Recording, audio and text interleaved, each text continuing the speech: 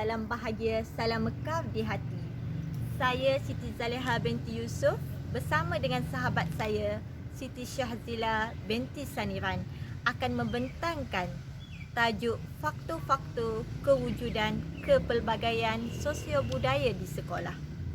Terima kasih diucapkan kepada Puan Suryani kerana memberikan kami peluang untuk membentangkan tentang tajuk tersebut. Baiklah, sebagaimana yang saya beritahu tadi, kumpulan kami akan membentangkan tentang faktor-faktor kewujudan kepelbagaian sosio-budaya di sekolah. Kita lihat kepada isi kandungan tajuk tersebut. Yang pertama, pengenalan sosio-budaya. Yang kedua, konsep kepelbagaian sosio-budaya. Yang ketiga, faktor kewujudan kepelbagaian sosio-budaya di sekolah. Dan yang keempat, implikasi kepelbagaian sosio-budaya. Baiklah, di akhir pembelajaran, pelajar akan dapat mengetahui pengenalan sosio-budaya. Yang kedua, dapat memahami konsep kepelbagaian sosio-budaya dengan betul. Dan yang ketiga, dapat memahami faktor kewujudan kepelbagaian sosio-budaya di sekolah. Sekarang kita lihat kepada pengenalan maksud sosio-budaya. Saya akan terangkan satu persatu maksud sosio, maksud budaya dan maksud sosio-budaya. Menurut Kamus Dewan Pelajar edisi kedua, sosio didefinisikan sebagai kata awalan yang merujuk kepada perkaitan tentang faktor sosial atau kemasyarakatan. Manakala, budaya pula ditakrifkan sebagai keseluruhan cara hidup manusia merangkumi cara bertindak, berkelakuan dan berfikir, di mana ia meliputi hasil kehidupan kelompok yang bercorak kebendaan dan bukan kebendaan. Definisi sosio-budaya pula merupakan faktor sosial atau kemasyarakatan yang berkaitan dengan cara berfikir dan cara hidup sesuatu masyarakat di sesuatu kawasan. Contohnya kita boleh lihat perbezaan masyarakat di bandar dan juga masyarakat di luar bandar. Budaya yang diamalkan oleh satu generasi akan diturunkan kepada generasi yang seterusnya. Malah, setiap budaya yang diamalkan mempunyai unsur simbolik yang bererti bagi setiap kaum. Sekarang kita lihat kepada konsep kepelbagaian sosio-budaya. Yang pertama, menurut Kamus Dewan edisi ketiga 2002, kepelbagaian membawa maksud perihal berbagai-bagai jenis atau berlainan jenisnya. Contohnya kita boleh lihat di Malaysia terdapat pelbagai bangsa, terdapat pelbagai budaya. Contoh bangsa yang utama di Malaysia ialah bangsa Melayu, bangsa Cina, bangsa India. Yang kedua, manakala sosio-budaya pula membawa maksud hubungan masyarakat dengan budaya seperti cara hidup dan adat istiadat. Ini kita boleh lihat contohnya perayaan Aidilfitri. Orang Melayu akan menyambut dengan membuat leman, membuat rendan, ketupat dan sebagainya. Orang India pula akan buat manisan, dadu. Manakala orang Cina akan makan besar pada malam perayaan Hari Cina. Kemudian yang ketiga, kepelbagaian sosio-budaya akan membawa maksud pelbagai jenis hubungan masyarakat dengan budaya. Keempat, kepelbagaian sosio-budaya boleh ditinjau dari segi bangsa, bahasa dan adat resam, struktur masyarakat atau kelas sosial, kepercayaan serta jantina. Semua elemen ini merupakan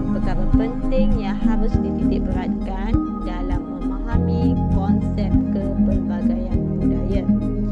Melalui konsep kepelbagaian sosial budaya di sekolah sebagaimana tajuk, boleh diterapkan dalam diri pelajar dengan nilai-nilai murni agar dapat diamalkan sikap toleransi dan menghormati budaya lain dalam kehidupan suatu hari nanti.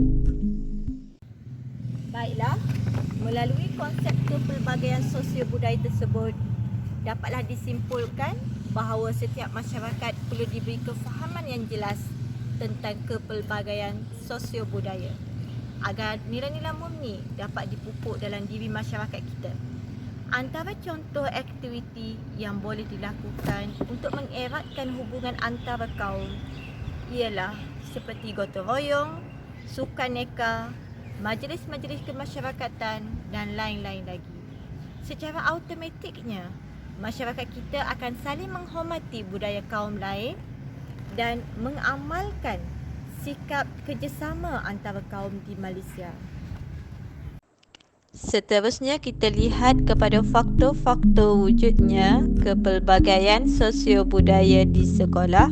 Terdapat 5 faktor. Yang pertama bangsa, yang kedua bahasa, yang ketiga struktur sosial, yang keempat kepercayaan, agama dan adat bersam. Faktor yang kelima ialah jantina. Kelima-lima faktor tersebut memainkan peranan penting dalam wujudnya kepelbagaian sosio budaya di sekolah. Baiklah, kita lihat kepada faktor yang pertama, iaitu faktor bangsa. Bangsa ialah kumpulan manusia yang sama asal usulnya serta serupa sifat-sifatnya. Ia juga boleh ditakrifkan sebagai perkataan lain bagi kaum. Contoh kaum yang terdapat di Malaysia ialah kaum Melayu, Cina dan India. Integrasi sosial merupakan proses menyatupadukan pelbagai kelompok melalui satu identiti bersama dengan menghapuskan perbezaan dan identiti masyarakat. Di Malaysia, seperti mana yang kita tahu, terdapat 3 kaum utama iaitu Melayu, India dan Cina. Untuk mencapai dan mengukuhkan hubungan sesuatu perpaduan, kita perlu fahami faktor bangsa tersebut. Jika wujud tentang ketidaksamaan tentang identiti bangsa, akan menimbulkan diskriminasi sosial. Contohnya, peristiwa 13 Mei 1969 adalah satu peristiwa hitam negara yang wujud akibat daripada prasangka dan amalan diskriminasi dalam kalangan etnik. Proses integrasi sosial ialah satu proses yang dilakukan oleh kerajaan untuk menyatupadukan rakyat Malaysia. Terdapat 3 proses integrasi sosial. Yang pertama, akulturasi. Maksudnya penerimaan unsur kebudayaan dalam kalangan individu atau kelompok dari sesuatu kebudayaan yang berbeza. Contohnya seperti pinjam meminjam unsur kebudayaan. Kemudian yang kedua ialah proses asimilasi, iaitu percantuman dan penyatuan antara kumpulan etnik berlainan budaya sehingga membentuk satu kelompok dengan kebudayaan dan identiti yang sama. Kesanggupan etnik minoriti menghilangkan identiti mereka dan menerima identiti kumpulan etnik majoriti. Contohnya makanan setempat seperti nasi lemak, nasi dagang atau cara berpakaian, baju kurung. Kemudian proses yang ketiga ialah amalgamasi, iaitu proses mencampur adukkan entiti kebudayaan pelbagai kaum untuk membentuk budaya dan ras baru. Contoh, perkahwinan campur. Contohnya, perkahwinan antara orang Melayu dengan orang Cina, orang Melayu dengan orang India. Baiklah, setakat ini sahaja pembentangan saya. Saya serahkan pembentangan tersebut kepada kepada sahabat saya Siti Syahzila. Assalamualaikum, saya Siti Syahzila akan meneruskan untuk faktor-faktor bagi kewujudan kepelbagaian sosial budaya di sekolah. Bagi faktor yang kedua adalah bahasa. Bahasa merupakan sistem komunikasi yang menggunakan bunyi, simbol dengan membawa kepada sesuatu makna. Bahasa juga menjadi faktor penting dalam pembinaan perpaduan yang menjadi simbol sejagat. Contohnya, bahasa Melayu adalah bahasa rasmi seperti yang termaktub dalam Perkara 152 Perlembagaan Persekutuan yang memperuntukkan bahasa Melayu sebagai bahasa kebangsaan dan bahasa rasmi Malaysia.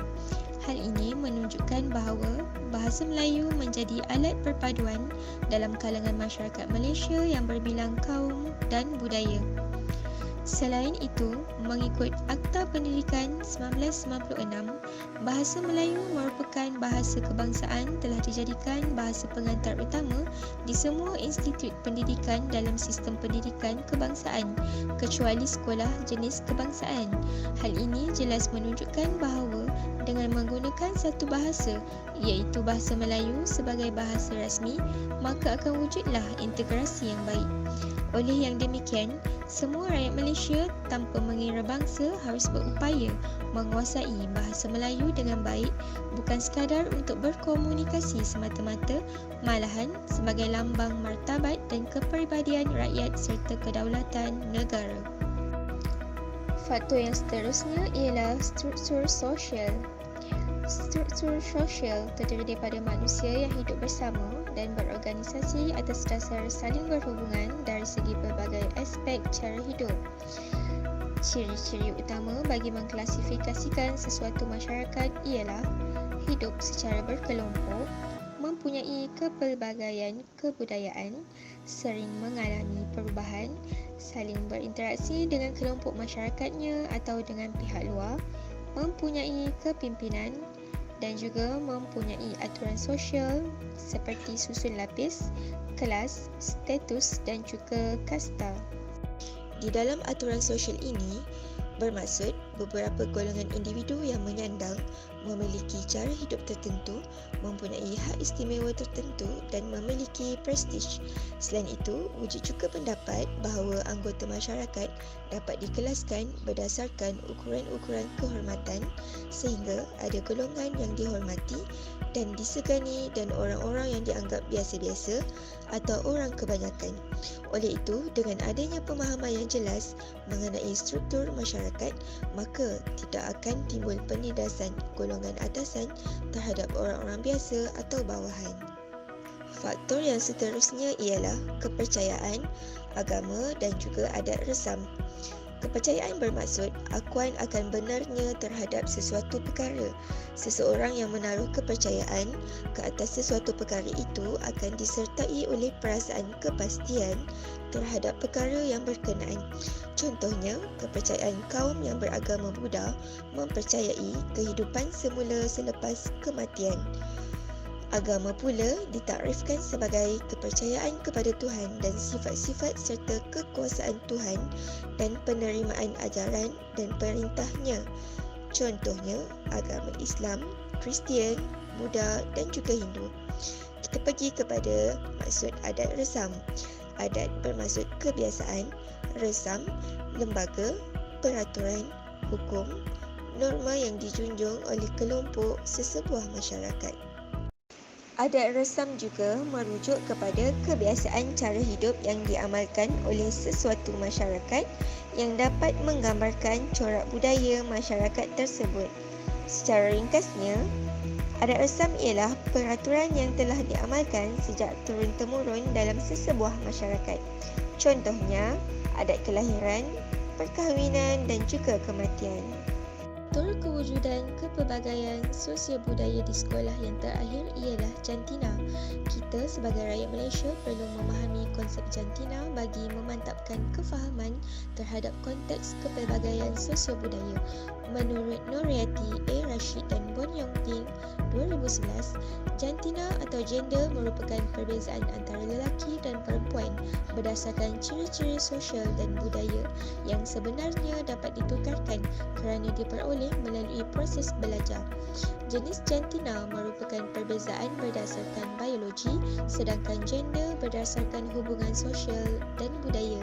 Faktor jantina turut mempengaruhi pembentukan iklim di dalam bilik darjah, apatah lagi jika terdapat perbezaan jantina dengan kaum yang berlainan. Sebagai pendidik, maka adalah menjadi tanggungjawab guru untuk mengetahui pengaruh jantina dan menjelaskan tentang kepercayaan mengenai lelaki dan perempuan yang begitu stereotip kepada pelajar-pelajar. Akhir sekali, kita pergi kepada implikasi kepelbagaian budaya kepada pelajar. Antara implikasi positif yang akan diperolehi ialah berpeluang mempelajari kepelbagaian budaya, membentuk interaksi sosial yang baik dan juga memperkembangkan bakat dan juga kemahiran.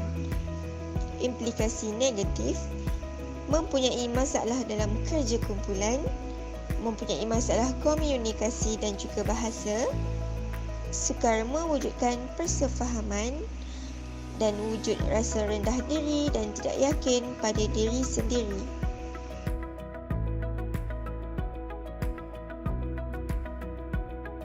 Seterusnya, mari kita dengarkan pandangan dari beberapa orang pelajar yang merupakan responden mengenai kepelbagaian sosial budaya di sekolah. Jom kita dengarkan. Okey, Fatin Hazika, suka tak bersekolah? Ada ramai kawan ke? Suka dengan ramai kawan.